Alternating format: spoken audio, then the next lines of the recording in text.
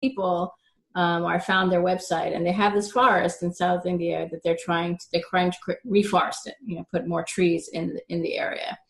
And they've created this whole kind of, I don't know what you call it, like kind of a society. I'm not sure what the right word is, but it's an ecological area where they use their own energy. They don't go on the grid. They have their own Wi-Fi, and basically if I stayed there with my kids, we'd be working for them in exchange for accommodation and food. Mm-hmm. But to me, that's kind of, there may be pockets all over the world, but it was a really beautiful idea to do this, where we're working towards the land, we're living off of whatever we're creating, and we're living in a very eco-friendly environment. That I don't live in now, where I'm currently in the place that I'm in, and I didn't live in the United States. Yeah. So in a way, that is starting a new, it's starting something that I think should be going around the world. Why are we spending so much money on electricity when we can create many of it ourselves? Mm-hmm. Now, I in the last month have moved into a co-housing community, and it's a wonderful. We're almost half done being built out, but we're making it as sustainable as possible.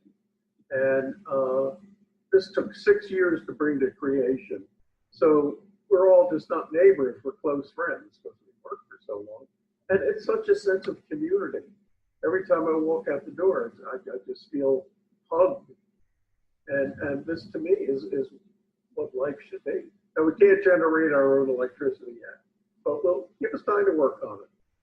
Right. Well, that's beautiful. I think that's really important, to have that. And I wanted you to share also, because I know how much you love trees and nature, and I wanted you to share how you feel like this is how it all plays a role in this new kind of paradigm.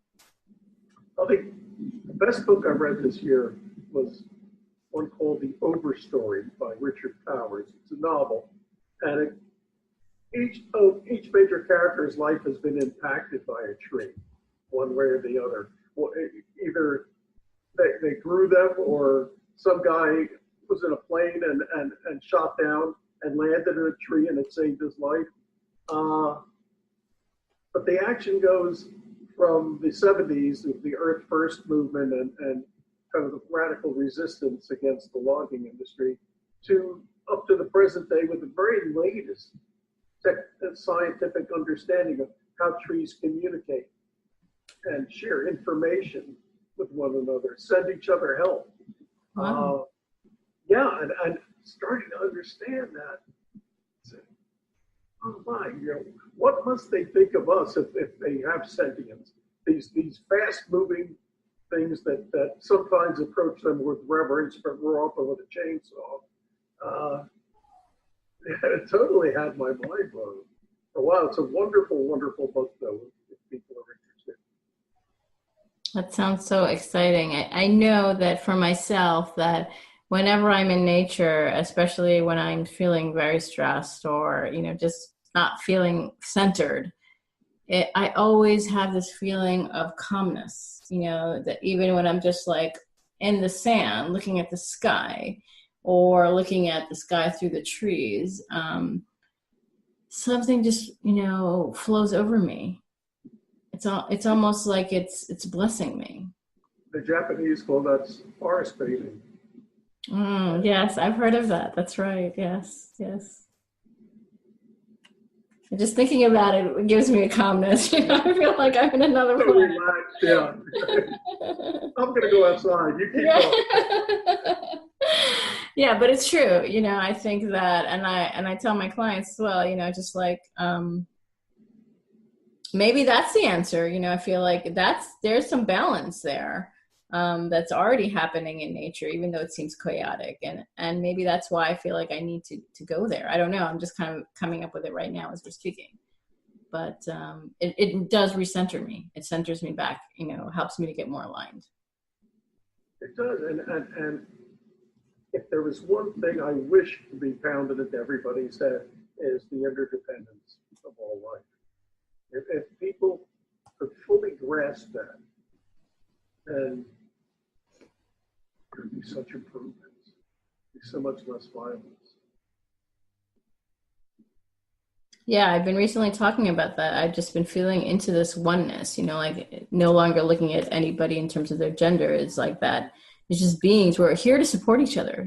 Part of this whole coaching movement right now, I think, is really it's not even about making money. Money is a love energy. And it's just like we are here to support each other to transcend, to let go of the fear, to let go of that whole ideas of lack and really look into the abundance of what we have.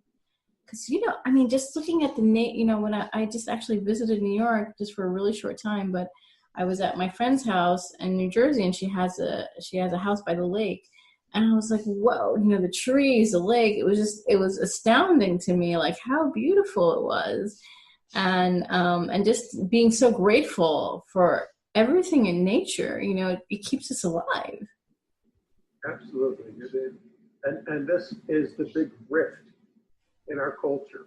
We have lost touch with nature. It's not in our bones anymore. It's not in our nerve endings.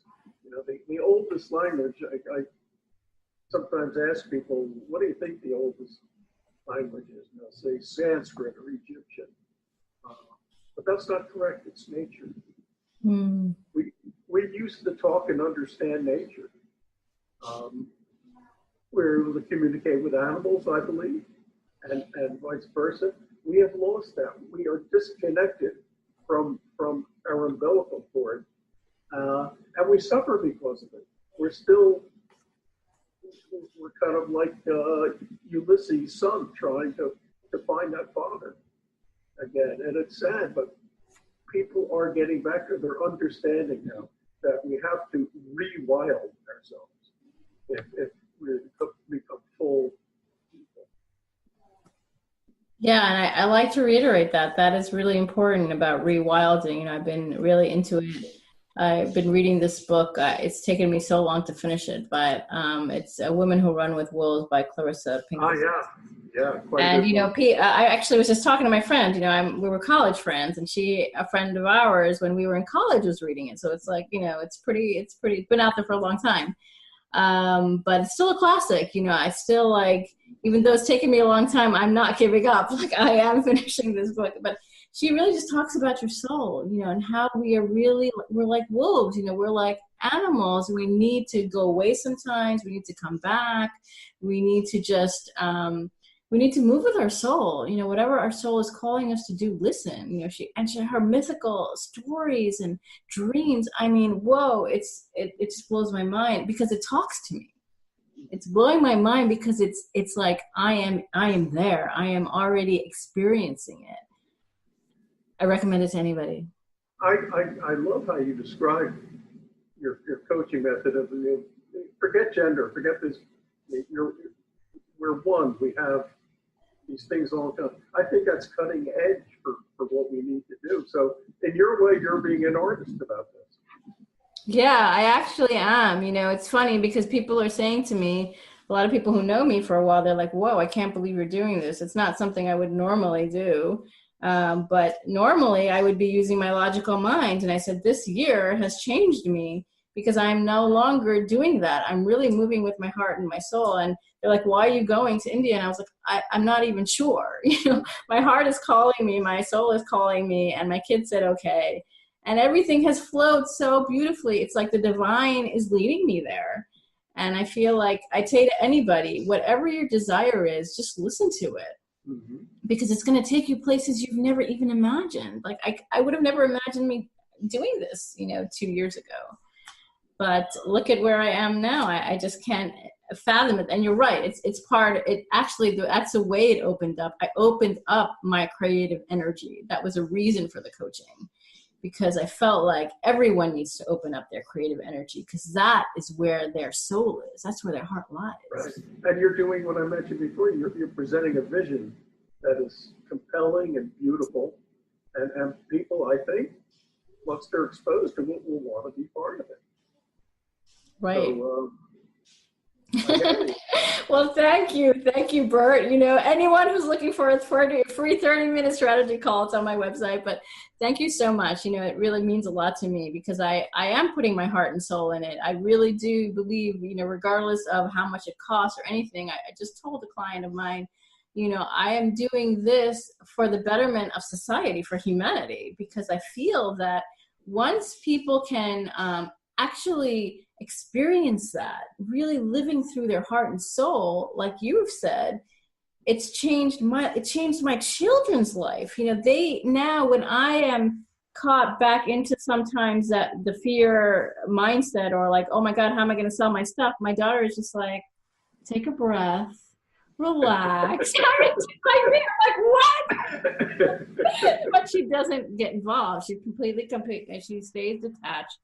And she's able to guide me. And that is, I mean, I'm like, you know, I feel so blessed that, you know, a year of instruction listening to me has helped change, you know, all of our lives for the better, that we can make sound decisions with our heart and not become pulled into something that doesn't serve us.